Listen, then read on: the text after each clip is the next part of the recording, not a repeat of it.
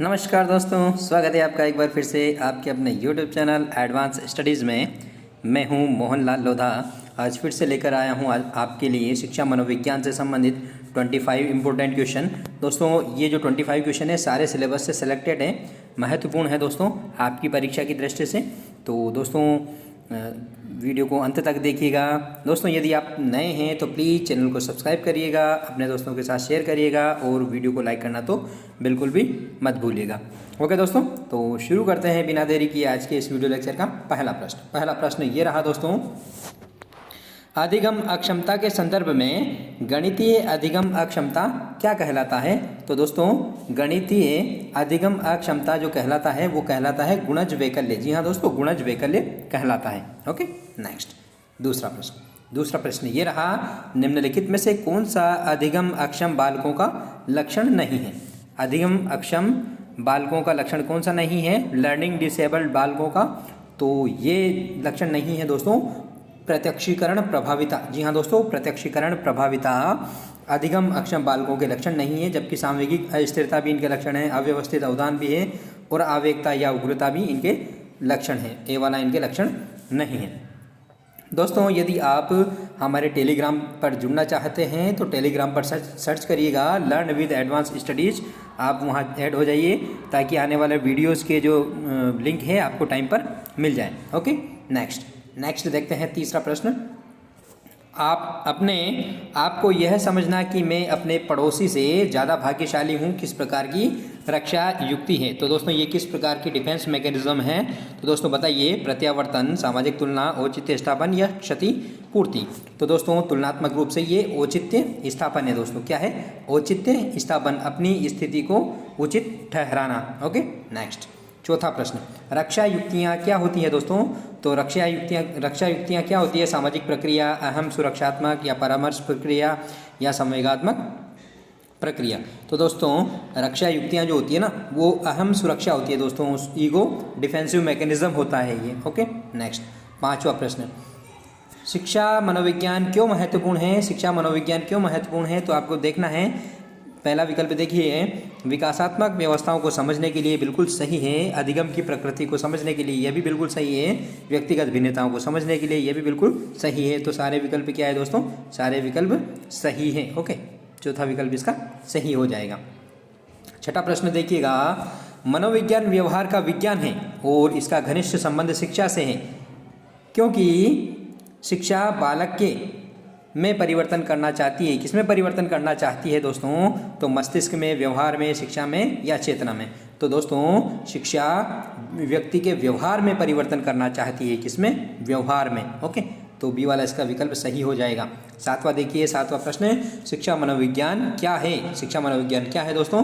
तो शिक्षा मनोविज्ञान एक अनुप्रयुक्त शाखा भी है दोस्तों, शिक्षा का विज्ञान भी है, धनात्मक विज्ञान भी है, लेकिन ये एक मानक विज्ञान नहीं है दोस्तों, ये स्टैंडर्ड साइंस नहीं है दोस्तों, क्योंकि इसमें नियम स्थापना वगैरह और बिल्कुल क्रमबद्ध तरीके से व्यवस्थित नहीं होता है, इसमें व्यवहार का अध्ययन होता है, तो ये मानक विज्ञान नहीं है। ओके नेक्स्ट आठवां प्रश्न देखिएगा, एक अच्छे शिक्षक के क्या गुण हैं? तो बताइएगा, शिक्षक की योग्यता होता है, योग्यता एवं शिक्षण कुशलता ये भी होता है, शिक्षक की कुशलता, व्यक्तिगत उपलब्धियां ये भी होता है। चौथे विकल्प में योग्यता भी है, शिक्षण कुशलता भी है और व्यक्तिगत उपलब्धियां भी है, तो ये चौथा विकल्प इसका सही हो जाएगा। ओके नेक्स्ट नौवां प्रश्न, एकांत प्रिय शर्मिले छात्रों के समायोजन हेतु अध्यापक के रूप में आप क्या करेंगे? बताइएगा। तो विभिन्न प्रतियोगिताओं में भाग लेने के लिए प्रेरित करेंगे, या विद्यालय प्रधानाचार्यों को शिकायत करेंगे, या कंप्यूटर से अध्ययन कराएंगे, या कक्षा में सबको बताएंगे? तो दोस्तों ये जो युक्तियां हैं ये ज़्यादा कारगर नहीं है, सबसे कारगर है विभिन्न प्रतियोगिताओं में भाग लेने के लिए प्रेरित करेंगे ताकि बच्चा खुल सके और अपनी भावनाओं को व्यक्त कर सके। ओके 10वां प्रश्न, शिक्षक के समायोजन की प्राथमिक जिम्मेदारी किसकी होती है? महत्वपूर्ण प्रश्न है दोस्तों। तो विद्यालय की, प्रधानाचार्य की, समुदाय की या स्वयं शिक्षक की? तो दोस्तों शिक्षक के समायोजन की जो प्राथमिक जिम्मेदारी होती है खुद शिक्षक की होती है। ओके शिक्षक स्वयं समायोजित रहे ताकि अपने बच्चों को भी समायोजन स्थापित कर सके और विद्यालय के साथ में अपना समायोजन सही से स्थापित कर सके। 11वां प्रश्न देखिएगा, शिक्षण की प्रकृति के संबंध में कौन सा विकल्प सही नहीं है यानी कि गलत है? तो बताइएगा, शिक्षण एक उपचारात्मक विधि है, बिल्कुल है। शिक्षण एक सामाजिक और व्यावसायिक प्रक्रिया है, ये भी है दोस्तों। शिक्षण कला और विज्ञान दोनों है, ये भी है। तो और डी वाला देखिए, शिक्षण में मूल्यांकन संभव नहीं है, तो मूल्यांकन संभव होता है दोस्तों, तो डी वाला भी इसका विकल्प क्या है, गलत है। 12वां प्रश्न देखिएगा दोस्तों, अधिगम में कौन सी प्रक्रिया नहीं होती है? तो व्यवहारगत परिवर्तन होता है अधिगम में दोस्तों। जीवन पर्यंत संचालन होती है प्रक्रिया। परिपक्वन से व्यवहार परिवर्तन नहीं होता है दोस्तों, परिपक्वन से नहीं होता है, अधिगम से होता है व्यवहार में परिवर्तन। ओके, अभ्यास एवं अनुभव द्वारा सीखना भी होता है, तो इसका सही आंसर क्या हो जाएगा? सही आंसर हो जाएगा सी वाला, क्योंकि परिपक्वन से व्यवहार में परिवर्तन नहीं होता है, अधिगम से व्यवहार में परिवर्तन होता है। 13वां प्रश्न, कौन सा विकल्प विकास के संदर्भ में सही नहीं है? विकास के संदर्भ में, ओके, तो कौन सा नहीं है?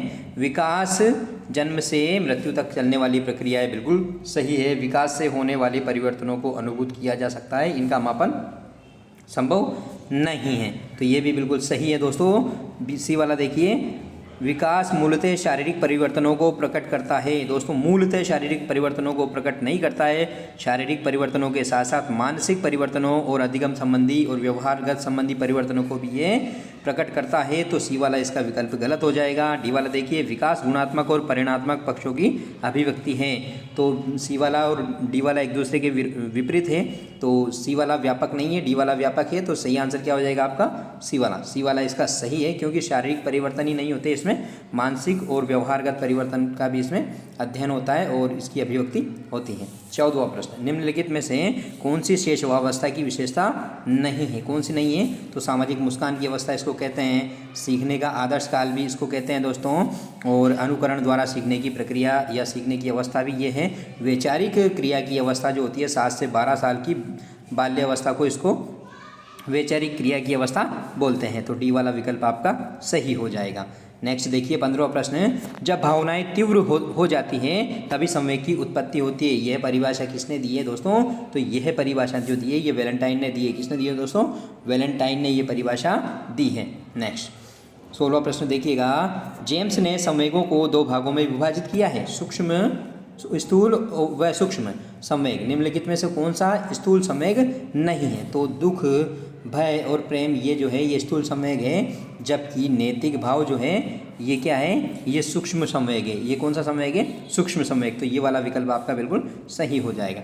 17वां प्रश्न देखिएगा, जीन पियाजे के अनुसार संज्ञानात्मक विकास की अंतिम अवस्था कौन सी होती है? तो दोस्तों संवेदी पेशी अवस्था, अमूर्त या औपचारिक संक्रियात्मक अवस्था, या उत्तर संक्रियात्मक अवस्था, या मूर्त संक्रियात्मक अवस्था। तो दोस्तों इसका सही आंसर है बी वाला, अमूर्त या औपचारिक संक्रियात्मक अवस्था अंतिम अवस्था होती है। 4 अवस्थाओं में जीन पियाजे ने विकास की अवस्थाओं को विभाजित किया गया है। 18वां प्रश्न देखिएगा, बच्चों में नैतिक व्यवहार को सीखने का मुख्य आधार प्रेक्षण है। जी हाँ दोस्तों, बच्चों में नैतिक व्यवहार को सीखने का मुख्य आधार जो है प्रेक्षण है। प्रेक्षण का मतलब होता है दोस्तों अवलोकन, बच्चे अवलोकन द्वारा सीखते हैं नैतिक व्यवहार। तो ये मत किसका है दोस्तों? तो समाज में प्रक्षेपण होता है या अवलोकन होता है, तो सामाजिक अधिगम का सिद्धांत है ये दोस्तों अल्बर्ट बांडुरा का, उस पर ये आधारित है। 19वां प्रश्न, विकासात्मक कार्य सिद्धांत का प्रतिपादन किसने किया? तो दोस्तों विकासात्मक कार्य सिद्धांत का प्रतिपादक किया है वो हेविग हर्ट्ज ने किया। जी हाँ दोस्तों, हेविग हर्ट्ज ने किया है। ओके, 20वां प्रश्न देखिए, किसी बालक द्वारा विद्यालय में अवांछित व्यवहार करने पर शिक्षक को निम्न में से कौन सी प्रक्रिया अपनानी चाहिए? तो बताइएगा दोस्तों, उसी समय उसको रोका जाना चाहिए, या अवांछित व्यवहार के मूल कारणों को पहचाना जाना चाहिए, या उसके साथियों के सामने सजा देनी चाहिए, या उसके अभिभावकों को सूचित करना चाहिए? तो दोस्तों इसका सही आंसर है अवांछित व्यवहार का जो मूल कारण है उसको पहचानना और उसको दूर करने का प्रयास करना। नेक्स्ट 21वां प्रश्न, एरिक्सन के अनुसार किशोरावस्था के लिए नियामक संकट नॉर्मेटिव क्राइसिस है, क्या है दोस्तों? तो इसका सही आंसर है पहचान बनाम भूमिका। जी हाँ दोस्तों, पहचान बनाम भूमिका संभ्रम जो है, संभ्रम या संभ्रांत जो है किशोरावस्था में नियामक संकट होता है। ओके, एरिक्सन के अनुसार। 22वां प्रश्न देखिएगा, हेंज द्विधा, हेंज डायलेमा निम्नांकित में से किस सिद्धांत से संबंधित है? तो किस सिद्धांत से संबंधित है दोस्तों? ये संबंधित है कोहलबर्ग से के नैतिक सिद्धांत से। जी हाँ दोस्तों, कोहलबर्ग के नैतिक सिद्धांत से जो है हेंज द्विधा या हेंज डायलेमा संबंधित है। ओके, 23वां प्रश्न देखिएगा, निम्न में से कौन सी व्यक्तिगत मापन की व्यवहारिक विश्लेषणात्मक विधि नहीं है? कौन सी नहीं है दोस्तों? तो साक्षात्कार भी है, स्थिति परक भी है और प्रेक्षण भी है। तो क्या नहीं है दोस्तों? तो रोर्शा परीक्षण नहीं है। जी हाँ दोस्तों, रोर्शा परीक्षण व्यवहारात्मक विश्लेषण की विधि नहीं है। ओके, 24वां प्रश्न देखिएगा, मूल्यांकन का केंद्र बिंदु होना चाहिए। जी हाँ दोस्तों, मूल्यांकन का केंद्र बिंदु क्या होना चाहिए? तो मूल्यांकन का केंद्र बिंदु अधिगम को आगे बढ़ाना होना चाहिए दोस्तों। क्या होना चाहिए? लर्निंग एबिलिटी को आगे बढ़ाना होना चाहिए। 25वां प्रश्न, आज धूप तेज एवं असुखद है, आप धूप चश्मा लगा लेते हैं जो आपकी असुविधा को कम कर देता है, यह उदाहरण हो सकता है। तो ये उदाहरण किस तरीके का है दोस्तों? तो ये नकारात्मक पुनर्बलन का उदाहरण है दोस्तों। नकारात्मक पुनर्बलन का उदाहरण है, किसका है? नकारात्मक पुनर्बलन का उदाहरण है। तो ये थे दोस्तों आज के इस वीडियो लेक्चर के 25 क्वेश्चन। सारे प्रश्न महत्वपूर्ण है दोस्तों, इनको आप अच्छी तरीके से समझिएगा। ओके, ये था वीडियो का अंत। इसी के साथ मिलते हैं अगले वीडियो में, तब तक के लिए ओके, थैंक यू।